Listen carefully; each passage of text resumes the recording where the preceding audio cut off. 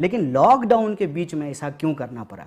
जब आप कह रहे हैं कि जेल से कैदियों को छोड़ना पड़ रहा है, काहे भाई कि जेल में कोरोना ना फैल जाए, और अंडर ट्रायल्स को रिहा किया जा रहा है, न सिर्फ कि भारत में पूरी दुनिया में रिहा किया गया। और यहाँ आप जबरदस्ती पकड़ पकड़ के लोगों को, जो बीमार लोग हैं उनको पकड़ पकड़ के जो है आप जेल में बंद कर रहे हैं। नहीं कन्हैया, एक बहुत साफ सवाल ये भी पूछना चाहती हूँ कि जिन एक्टिविस्ट को पकड़ा गया है उनमें 90% जो है वो मुस्लिम हैं, और इन मुस्लिम एक्टिविस्टों पे इल्जाम ये लगाया जा रहा है कि ये दिल्ली हिंसा में शामिल रहे, इसकी वजह से इनके ऊपर यूएपीए के तहत इनके ऊपर जांच। ये दिल्ली बेस्ड हुआ है, ये दिल्ली बेस्ड हुआ है। लेकिन अगर मैं आपको दूसरे शहरों की बात करूं या दूसरे केस की बात करूं, आपके ही जो बिल्कुल मतलब सिद्धार्थ वरदराजन, हाँ, उनके ऊपर केस कर दिया गया यूपी में, ठीक किया गया। लेकिन मैं इसको इसलिए जोड़ना चाहती हूँ इससे कि इन एक्टिविस्ट को पकड़ा गया दिल्ली हिंसा के आरोप में, कि दिल्ली हिंसा में ये दिल्ली में रह रहे एक्टिविस्ट, इनको हम पूछताछ कर रहे हैं या इनके ऊपर इसका आरोप है। और आप ये देखिए कि दिल्ली हिंसा में मारे गए जो ज्यादातर लोग हैं, मोर देन 80% लोग, ये हम कह रहे हैं कि ये छोटे-छोटे जगह तक हुआ है। हाँ,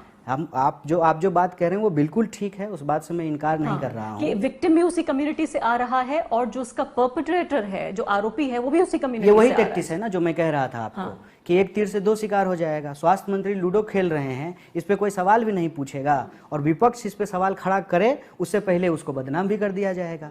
तो यही पॉलिसी दिल्ली में अपनाई गई है कि अब कौन जो है वो पता नहीं, एक मिनिस्टर साहब, चीफ मिनिस्टर साहब के बेटे हैं यहाँ पे, या जो हमारे वित्त राज्य मंत्री हैं, या जो वो एक मिश्रा जी हैं, तो उन लोगों के ऊपर कोई कार्रवाई नहीं हुई, तो उनको बचा भी लिए, दिल्ली दंगा के पूरे मामले से उनको बचा भी लिया, और जो लोग बोल रहे थे उनको फंसा भी दिया। तो एक तीर से दो शिकार हो गया। मैं कह रहा हूँ लेकिन ये सिर्फ दिल्ली में नहीं हुआ है, ये पूरे देश में हुआ है। मैं अगर बेगूसराय का एग्जाम्पल लूँ तो 2 कस्टोडियल डेथ का मामला है।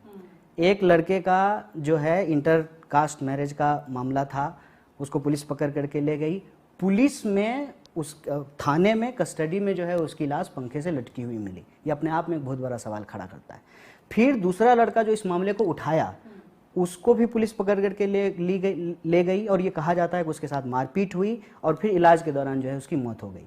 आप गुजरात में देखिए, एक न्यूज पोर्टल चलाने वाले पत्रकार के ऊपर जो है वो सेडिशन का केस दर्ज किया, वकील से भी नहीं मिलने दिया जा रहा है। हाँ, तो मैं इसको मैं यही चाहता हूँ, एक ही तरह से देखते हैं आप इन सब चीजों को। जी, मेरा मानना है कि इस देश में जो वॉइस ऑफ डिसेंट हैं, जो इस देश के कमजोर तबके के लोगों की हक की बात करते हैं, चाहे वो मजदूर की बात करें, चाहे वो माइनॉरिटी की बात करें, चाहे वो दलित की बात करें, चाहे इस देश के जो आम लोग हैं उनके हक और अधिकार की बात प्रेस के ऊपर भी, उन तमाम लोगों को कहीं ना कहीं किसी न किसी रूप में टारगेट करके उनको पकड़ा जा रहा है। और उनके पकड़ने से क्या हो रहा है, जो दूसरे तरह के लोग हैं उनके भीतर डर भी पैदा किया जा रहा है कि आप अगर अभी कुछ बोलेंगे तो आपके ऊपर पेंडेमिक एक्ट लगा दिया गया।